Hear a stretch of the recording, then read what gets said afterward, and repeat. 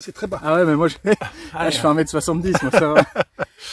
Et bonjour à tous, je vous retrouve pour une nouvelle vidéo. Alors, comme vous pouvez le voir, je suis chez André, André Abrami, qui m'a invité. Donc, pour ceux qui connaissent pas sa chaîne, je vous invite à aller jeter un œil. Alors, ça va être soit là, soit de l'autre côté. Ouais, on sait jamais. C'est terrible.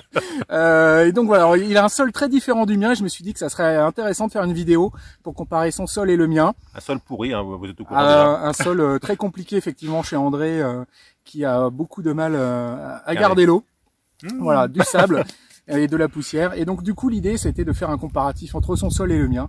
Et donc ce que j'ai fait déjà, c'est que j'ai creusé un trou dans mon sol. Et voilà, je vais vous montrer un peu du coup le niveau d'enherbement. On est quand même en plein août, hein, donc ça a quand même du mal à tenir. Ouais, là on est au pire de l'année, c'est-à-dire que le jardin est jamais aussi moche qu'actuellement. Mais bon, ça vous verrez le pire. Et voilà, donc du coup, mon sol avec son enherbement en pleine août, pas joli. Et puis bah, le sol d'André également, je vais vous le mettre en incruste. Voilà, au niveau du ventre d'André, là, vous devriez par là. Et puis on va creuser un trou, puis on va mettre de l'eau dedans, puis on va essayer de comparer un peu son sol et le mien. Allez, on se lance, on creuse le trou. C'est parti. Alors, donc je me mets là. Oh, ça se creuse tout seul. Ah bah oui. Ah non, mais moi je pouvais pas là. Ah non, mais si, ouais, c'est vraiment sableux du coup. Ouais. C'est de la farine, hein. Il y a des cailloux. Ouais. Et parce qu'il faut dire que c'est. Alors le chien dent, on a le même partout, ouais. Décidément. Alors moi je suis sur une ancienne zone forestière et il y a une mode de gens pas très bien élevés qui viennent jeter des gravats dans les forêts. Donc moi j'ai pas mal de gravats, je retrouve des gens qui ont jeté, des salopios, hein, qui ont jeté leurs gravats dans les forêts. Ah ouais, effectivement, ça fait pas plaisir. Alors est-ce qu'on pourrait essayer de choper de l'eau? On va voir à quelle vitesse ça se remplit. Allez, c'est parti, on met l'eau. Et on va comparer. Ah vas-y, tu peux arrêter. Voilà. Là on a mis quoi, 400 litres. Hein. On va voir à quelle vitesse ça boit.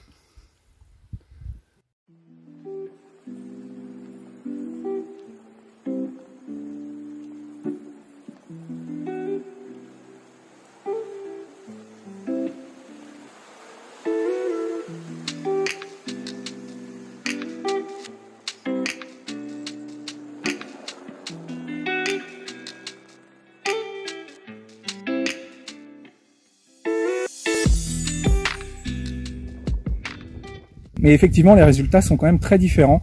Moi, dans mon sol, l'eau est capable de rester... j'ai plus les chiffres, j'ai pas mesuré, mais je vous mettrai lors de la vidéo. Je pense qu'il est resté 5 à 10 minutes. J'ai eu le temps d'aller m'occuper, de faire la vaisselle, tout ça, le temps que ça boive. Et chez toi, pour le coup, c'est en 1 minute, toute l'eau était partie. Ouais, c'est ce qu'on appelle la lixivation, c'est un mot difficile. Hein. Oui, c'est ça, lixiviation. Lixiviation, c'est un mot très compliqué. L'eau s'infiltre et puis voilà, reste pas du tout dans le sable, c'est terrible.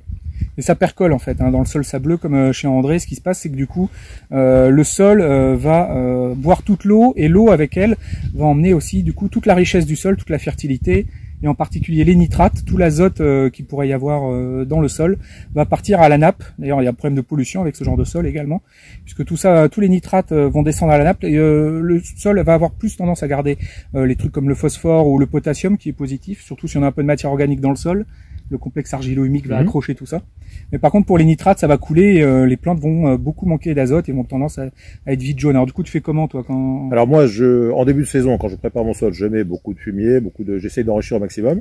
Alors ça marche bien tant qu'il fait une température correcte, qu'on arrive à gérer l'humidité, l'arrosage.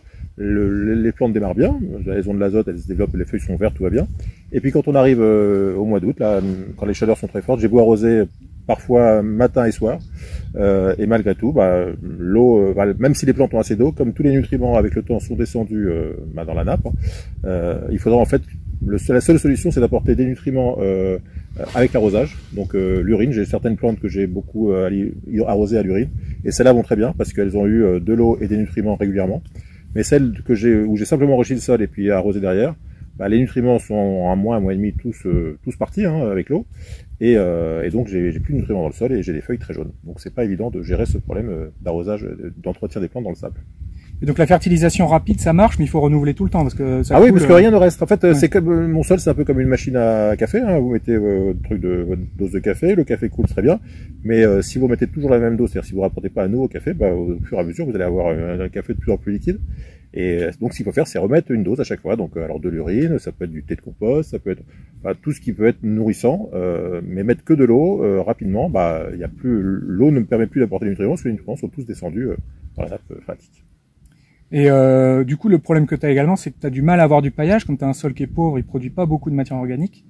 Alors moi j'ai la chance d'avoir pas mal de surface, donc le paillage j'en fais, j'ai une grande surface donc je peux récupérer du paillage, mais c'est vrai que le paillage, je sais pas s'il apporte assez de nutriments pour nourrir. Au moins essayer de garder l'eau du coup, éviter que ça s'évapore. Oui, on gagne un peu avec le paillage, on a un peu moins d'évapotranspiration, mais on a quand même la majorité de l'eau. Il y a une partie qui coule, voilà, qui coule. Il y a une petite partie qui reste parce que le paillage va garder un peu d'eau, etc. Mais je sais pas, j'imagine que 90% par. Moi, je sais que même au mois de juin, par exemple, on a eu 19 jours de pluie. Entre le 1er et le 20 juin, il a quasiment plu tous les jours. Il s'est arrêté de pleuvoir vers le 20 juin. Et le 23 juin, je devais arroser. Parce que ici, même quand il a plu pendant 20 jours, 3 jours sans pluie, il faut arroser. C'est à nouveau très sec. Tu creuses un trou, c'est sec. C'est sec. Ah ouais, moi c'est pas du tout ça. Eh oui. Moi, c'est alors qu'un sol argileux, une fois qu'il a plu, on peut rester 15 jours. Moi après le 20 juin, une semaine après, j'avais toujours ça d'eau au potager et c'était la marque, quoi. Ah non, moi ça respire très vite. Moi bon, parfois vraiment quand il pleut pendant 2 mois, j'ai des petites flaques sur les chemins, je peux avoir des petites flaques. Mais si ça arrête de pleuvoir, ça boit de suite. 2 jours après, ça disparu, quoi. Ah, c'est impressionnant, hein, la vitesse à laquelle l'eau a coulé là dans le sol. C'est vraiment l'inverse de chez moi. Et alors du coup, le paillage, ça permettrait de garder un peu l'eau en surface, mais de toute façon ça coule, mais ça éviterait comme ça sèche trop vite. T'as le vent aussi qui sèche beaucoup la surface. Non, je pense que le seul moyen de conserver un peu d'eau dans le sol, c'est de l'amender avec des matières organiques assez qui fasse éponge, quoi. Assez épaisse, voilà, qui sert d'éponge, des petits bouts de bois, des petits bouts du bois mort en forêt, là, du bois mort, du BRF, enfin tout ce qui peut faire garder un peu, parce que le sable ne garde rien, mettre un maximum d'éléments qui permettent de faire un effet éponge. Parce que les fumiers, ils vont vite minéraliser, ils vont vite disparaître, donc du coup, ça va pas rester. Non, je pense que c'est ce que je ferai d'ailleurs, parce que cette année, c'est un nouveau potager, parce que j'ai un peu revu la structure chez moi. Donc j'ai essayé de faire des amendements avec un mélange de sol un peu argileux que j'ai récupéré chez un terrassier, et puis du fumier beaucoup. Mais je me rends compte que le fumier part très vite. Donc l'année prochaine, je pense que je mettrai pas mal de matière carbonée un peu épaisse. Ouais, mais du coup, tu vas te faire une fin d'azote dans ton sol. Ça va te demander plus d'azote. J'espère qu'en mettant et du fumier et de la matière carbonée, de toute façon, l'azote, il va, je sais pas, il faut que je teste, mais c'est vrai que le sable, c'est compliqué, quoi. Et j'ai vu une fois dans une vidéo, c'était à la télé, je crois, ils ont inventé une sorte de produit qui se fait éponge et qui est capable de garder l'eau. Ils mettent ça au pied des vignes. Ouais, je sais pas si c'est toxique ou pas, ce truc. Alors, c'est un truc qu'on trouve c'est un hydro-rétenseur qu'on trouve dans les couches pampers, enfin, les couches pour bébés. C'est une petite. C'est quoi? C'est du plastique? C'est un polyuréthane. Enfin, c'est une matière synthétique, un polymère de je sais pas quoi. Ah, c'est compliqué de mettre ça dans son sol. Ouais, c'est un peu compliqué. Et puis il y a un effet. C'est une matière qui garde l'eau et qui même quand les racines viennent chercher l'eau, elle a tendance à conserver l'eau. Donc c'est pas aussi bon. Ça, je sais qu'il y a certains pays d'Afrique, j'ai vu où ils mettent des poudres comme ça. Ouais. Bon, moi, j'avoue, j'ai des scrupules à mettre des polis, je sais pas quoi. C'est compliqué d'aller mettre ça dans son sol. Voilà, les absorbeurs comme ça. Mais bon, a priori, ça peut marcher. Mais j'ai une petite. Je sais que certains récupèrent des couches usagées et se servent de ces couches usagées pour faire la rétention d'eau. Mais bon. C'est tout un monde quand même. Alors moi j'ai eu tout l'inverse, le problème inverse, c'est-à-dire que moi mon sol est super argileux. Quand je me suis installé dans ce potager, le truc que j'avais fait, c'est que j'avais essayé de faire des buttes dès le départ. Je voulais faire des planches surélevées pour que ce soit plus confortable à travailler. Et j'ai travaillé le sol au moment où c'est le pire moment de l'année, quand en plein hiver, quand la terre est amoureuse. Ouais, voilà, et très amoureuse. Et je me suis retrouvé à faire à encaisser du coup cette herbe, à décaisser les allées pour la mettre du coup en hauteur, tu vois, faire une structure assez standard. Je me suis retrouvé après à avoir quasiment des briques, j'aurais pu enlever les planches. Ouais, t'as fait de la poterie. Ouais, voilà, c'est ça, tout se serait tenu. Et j'ai essayé de semer des petits pois là-dedans, ça a été une catastrophe, c'était comme semer dans la brique. C'est d'ailleurs ce qui m'orientait après vers mon système de bac avec mettre du compost et tout, parce que cultiver à même les sols très argileux, c'est aussi très compliqué. Parce que ça a vite tendance à faire de la brique avec quelque chose de très lourd. Les plantes n'arrivent pas à se propager leurs racines correctement dedans. Ça respire pas bien. Le sol parfait, c'est compliqué. Très hydromorphe. Il n'y a pas beaucoup d'oxygène, ça respire pas bien. Donc du coup, l'idée, moi, c'était de faire des bacs surélevés. Mais toi, si tu fais des bacs, ça va te drainer encore plus la flotte. Non, moi, je peux pas faire de bacs. Non, ça n'a pas d'intérêt. Moi, ce qu'il faut, c'est que j'amène à une partie de sol un peu argileux pour garder un peu d'eau. Il faut que moi, j'ai aussi un problème de granulométrie. C'est-à-dire que non seulement j'ai du sable, mais j'ai du sable très fin. Du sable poudreux, farineux, qui a un effet un peu de colmatage. C'est-à-dire que quand j'arrose, je peux avoir Parfois, quand la terre est un peu tassée, 15-20 mm qui va absorber l'eau en surface, et puis ça va pas descendre dans la profondeur. Donc les racines vont pas être alimentées. Donc il faut du sable pas trop fin, il faut de l'argile pour garder un peu d'eau, il faut de la matière organique pour garder un peu d'eau et nourrir. Donc tout ça, c'est le sol parfait, mais enfin j'en suis encore assez loin. C'est le Graal qu'on cherche tous, mais... Et donc le top pour toi, ça serait sûrement un arrosage automatique. D'arriver à... Et en même temps, qui met de l'eau, mais très peu, de manière à ce que justement ça coule pas. Ah oui, alors autant au sol argileux, il faut arroser beaucoup une fois par semaine, on va dire. Ouais, voilà, autant chez moi, il faut arroser un peu, idéalement, toutes les 4 heures. Toi, tu m'as dit que c'est un arrosage automatique toutes les 4 heures. Ouais, c'est ça, ouais. Pour bien garder. Alors moi, l'idée, c'est de garder le sol bien frais en surface. Puis en plus, là, il n'y a pas de paillage sur la zone en question que j'arrose comme ça. Donc là, c'est pas pour une histoire d'empêcher l'eau de lexiver, parce que moi, je passe trop cette problématique-là. C'est plus pour garder bien la surface bien fraîche pour les petits semis de carottes, de radis, tout ça. Mais là, moi, il faudrait faire ça, parce que j'avoue que là, on est le 10 août. Là, ces derniers temps, avec les 37-38 tous les jours, arrosage matin et soir, je suis un peu... ouais, c'est du boulot. Hein. Je suis un peu fatigué, parce que... Puis en plus, c'est un peu énervant, parce qu'on arrose et puis on voit un résultat qui est pas beau. Ouais, c'est Sisyphe. Hein. Donc... tu pousses ton caillou, là. Voilà, tu pousses ton caillou, et puis tu te dis, voilà. Donc c'est un peu décourageant. Donc c'est vrai que pour l'année prochaine, je pense que je partirai sur... même si au départ, je voulais pas faire d'arrosage automatique, parce que je trouve que c'est aussi contraignant, parce que tu as des tuyaux installés quand tu veux travailler. Ah, une fois que c'est en place, franchement, il n'y a plus rien à faire. Hein. Ouais, moi, je les vois sur ma planche de courge, là, c'est magique. Hein. Ouais. Mais bon, il y a quand même une installation. Quand tu veux réamender, il faut retirer. Enfin bon, j'ai un côté mise. Je n'ai pas beaucoup faire et défaire, etc. Mais je pense que vu les conditions climatiques qui s'annoncent pour les années à venir, je pense qu'il va falloir réfléchir effectivement. Peut-être du coup essayer de chercher des arrosages plus qui dispersent de l'eau sur une zone plutôt qu'un truc qui fait une goutte à un endroit bien précis. Parce que la goutte, elle va couler, puis tout le reste va rester très sec. Parce que j'avais testé la goutte à goutte. Si ton goutte à goutte est bien réglé, t'as quand même un effet tache d'huile qui fait que ça se diffuse pas mal. Ça diffuse quand même. Et puis l'avantage du goutte à goutte, c'est que t'évites le problème d'arrosage des feuilles. C'est vrai qu'il y a certaines plantes qui aiment pas beaucoup d'avoir de l'eau aspergée comme ça. Non, mais pas un gros asperceur, tu sais, genre un petit asperceur à ça de hauteur, qui arrose une zone comme ça, tu vois.